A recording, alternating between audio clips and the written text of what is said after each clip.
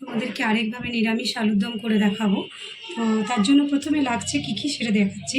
এটা আলু, তো সামান্য একটু গরম জলে আমি এটা 1 মিনিট মতো করে নিয়েছি। গরম করে আলুটাকে শুকনো করেছি, শুকনো করে নুন, একটু আন্দাজ মতো হলুদ আর একটু লঙ্কা গুঁড়ো, এটা আর একটু পাতিলেবুর রস দিয়েছি, হাফ পাতিলেবুর রস এতে দিয়েছি, দিয়ে এটা ফার্স্ট ম্যারিনেশন আমি করে রেখেছি।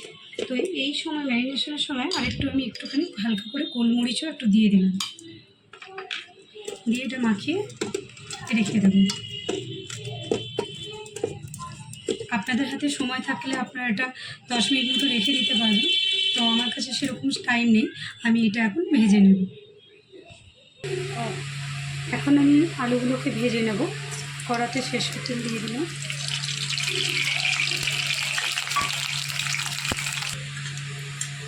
তেলটা ভালো করে গরম হয়ে গেছে। এখন আমি আলুগুলো ভেজে নেব।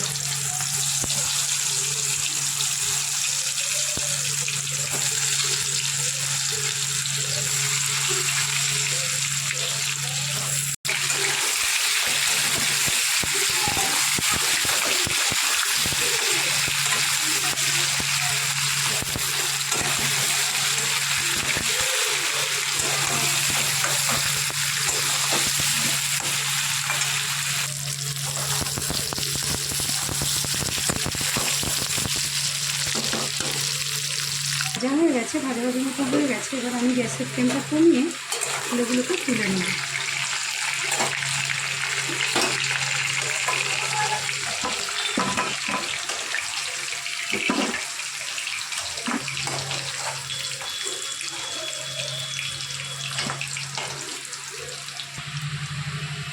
ওই আলু ভাজার তেলে আমি একটা তেজপাতা, একটা গোটা শুকনো লঙ্কা আর একটা এলাচ, ছোটো এলাচ ফাটিয়ে, আর একটা লবঙ্গ, একটু গোটা জিরে আমি এখানে ফোড়ন দিলাম।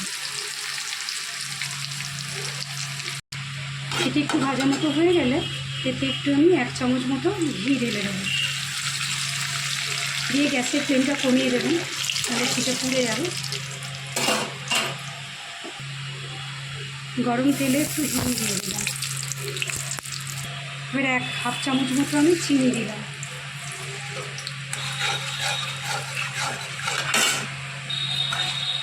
গ্যাসের ফ্লেমটা কমিয়ে দেবেন এই সময়, একদম অল্প আছে। বন্ধুরা, এটা হলো সেকেন্ড ম্যারিনেশন, যেটা আমি আলুতে মেশাবো। টক দই, একটু চিলি সস আর লঙ্কা গুঁড়ো, হলুদ গুঁড়ো আর কসুরি মেথি কিছুটা গুঁড়ো করে ক্র্যাশ করে আমি এতে মিশিয়েছি, ভাজা জিরে আর ভাজা ধনে গুঁড়ো, যেটা আমি তো ম্যারিনেট করে নিয়েছি। এই সেকেন্ড ম্যারিনেশনটা আমি আলু দিয়ে দিচ্ছি। দেখুন, এটাকেও ভালো করে মাখিয়ে নিতে হবে।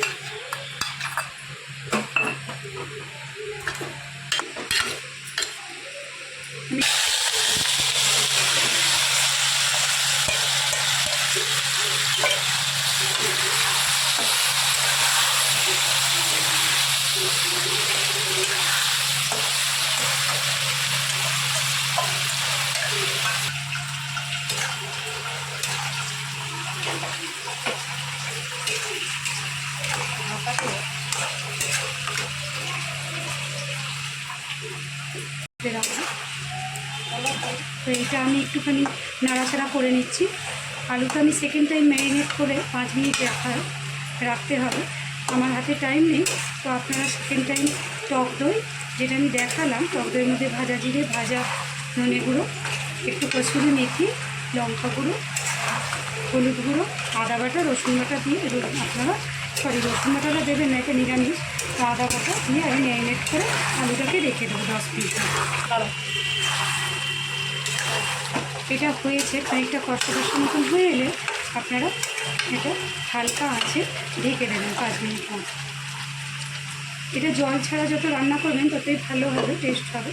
আমি এটা তো 5 মিনিট হয়ে গেছে, আমি একটু নাড়াচাড়া করে নুন দিয়ে দেবো। হালকা নুন দিয়ে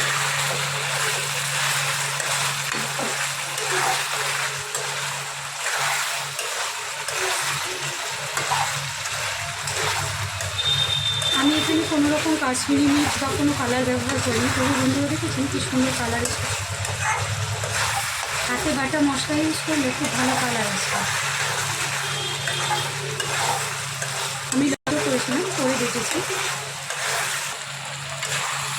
সেটা ভাজা ভাজা হয়ে গেছে। এবার আমি টমেটো পেস্টটা দিয়ে দিলাম একটু। টমেটোটাকেও আমি গরম জলে হালকা একটুখানি চার্জ করে তারপরে আমি বেটে নিয়েছি। যেহেতু টক দই দেওয়া আছে তাই একটা মিডিয়াম সাইজের টমেটো হলেও হবে।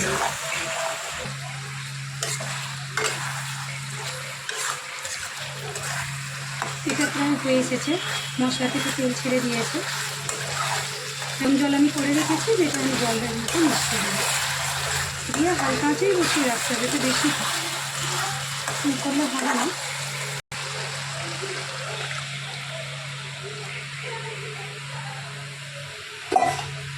আমি গরম জল করে রেখেছিলাম, এই গরম জলটা মধ্যে দিয়ে দিই। এবার এটা 10 মিনিট মতো আর রান্না করলেই হয়ে যায়। বন্ধুরা একবার খুলে দেখছি এটা হয়েছে কিনা। না, আরেকটু হবে, এখনো হয়নি, আলু বলে